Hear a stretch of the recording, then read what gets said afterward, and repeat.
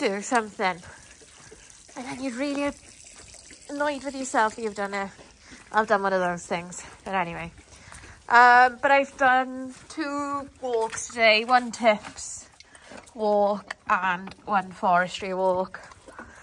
Dogs have been fed, popped to the supermarket to grab some bits and bobs that I needed, and here we are. And I didn't film any of the walks, and then I was going to go and like film a training video, but I needed to go to the supermarket, so I did that first. And now I'm a bit like it's getting a bit, you know, you can see already it's getting a bit dark. Right, you are not helping. Oh, she's a pest. So, if you are on the members part of the channel, I might have mentioned some exciting news in the last video, and I can give you the exciting news is we are now Skinner's brand ambassadors. Now, I've fed Skinner's since I've had Nala, and it's always been a really good food, and the dogs love it. They do well on it. I'd say 99% of the time they're on duck and rice, and then now and again they'll have the odd bag of salmon and rice or lamb and rice. They have tried the turkey and rice before as well. But there's a huge range of their food. I'm going to get some Skinner's stuff to wear. It shows, and I've already got the lanyard, I got the cap. And they are a really good British company with their own mill. And yeah, they are, I think they're the only non-corporate owned dog food brand in the UK. Which is quite the thing, isn't it? Like when you think a lot of the companies are owned by Mars, for example. So yes, anyway, good food. The dogs love it. The dogs are looking well on it. Good condition, good amount of energy. And there are different ranges for, you know, like different weights. I say different weights, like as in with Dudley, who's a neutered older male, he's more prone to gain weight than say Finnick, who's my youngest male, who's intact. Phoebe, Clay's going to shout to you. Yes. So, hello everyone. All the big dogs had a really good walk. Pumpkin's got a split in one of her pads, by the way, hence she's lame. But yeah, all the big dogs had a really good walk yesterday, because I knew I could only give them a short walk at best today, because I got a hospital appointment. It's kind of like an awkward time. Like personally, I'd either want one late, like as late as they could in the day, or as early as possible in the day. Then you got like the rest of the day or a large chunk of the day free. And it's the sort of hospital that you gotta leave like 20 minutes earlier again, because it could take you that long to find somewhere to park your car. And like everyone's parked on double yellows, everyone's parked up on the pavements, and there's just nowhere, like on the grass verges if they can, in their car. And yeah, it's not perfect, but we're not going to moan about hospitals. But anyway, I was just kind of explaining why they might be a bit calmer, except for Pickles, who didn't have a long walk. I know people have cut a little hole in the fence up here, so I'm hoping I'll find that to get her out of there. And she's living her best life all the time.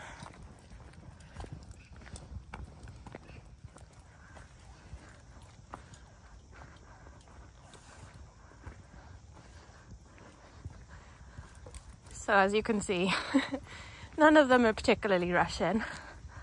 But I like them having slower walks where more about sniffing, exploring.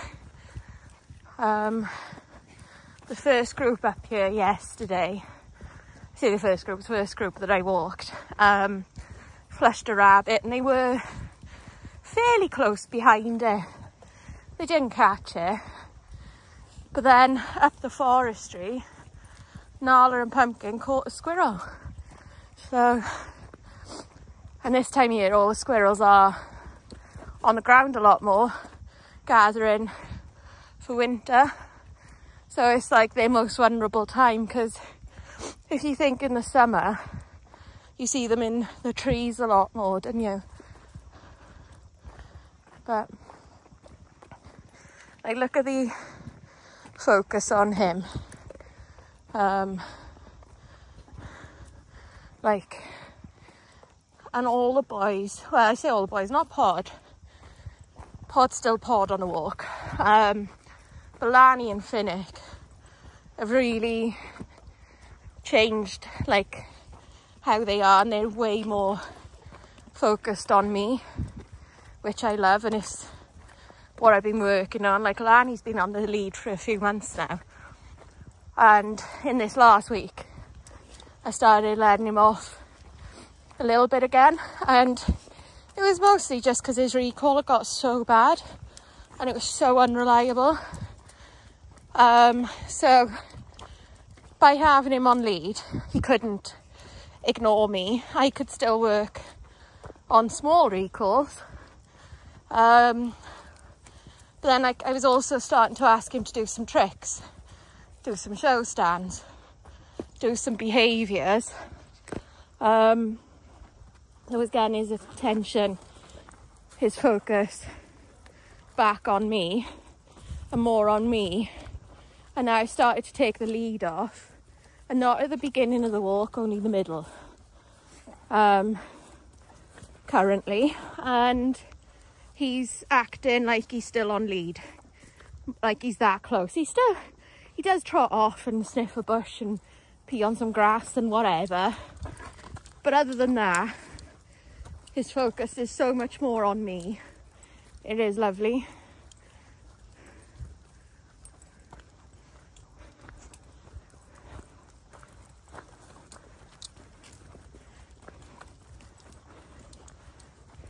Look at this. But I'd say, like, all of their attention can be way more on me now, which I do. I always want. Sometimes it's a pain because you can hardly walk because you've got dogs crowding you. But that's preferable to running off and doing their own thing and sticking a middle finger up to me. So, you know, you take what you can, cut, don't you? And this is good, even pickles.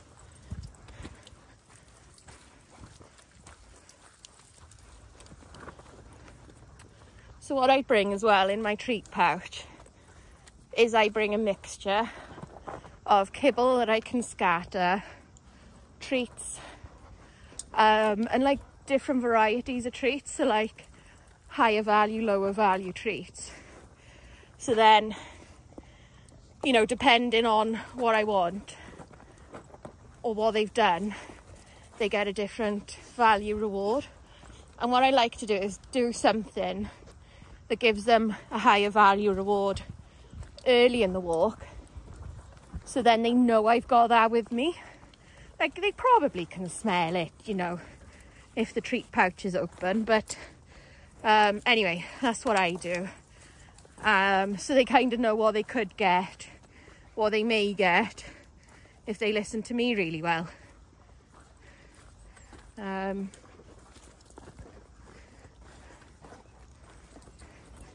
And please don't ask me what a high value treat is, because that varies dog to dog, and it can vary activity to activity. Now, the highest value treats are saved for dog shows, because of all the places, that's where I really want them to perform and do well. I say dog shows, also if we're doing any photography, on set work, anything like that. Because again, like they need to perform. So, you know, for the dog shows I pay to take them there, and like they are still an animal. Sometimes things don't go to plan, but I want to try and fix the odds as much as possible in my favour. So yeah, look at them. It's cool, isn't it? How they all are. And they will wake up when we get to the top tier, which has the trees that they like, the middle section of trees that they like. And that's where they tend to flush rabbits and stuff. And I think that's where a lot of rabbits live. So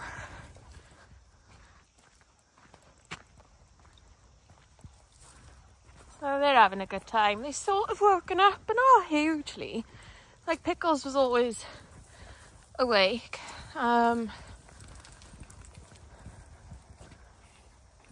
Finnick hasn't really left my side, but I think you can tell I got stuff going on, and he's just being sweet and soft.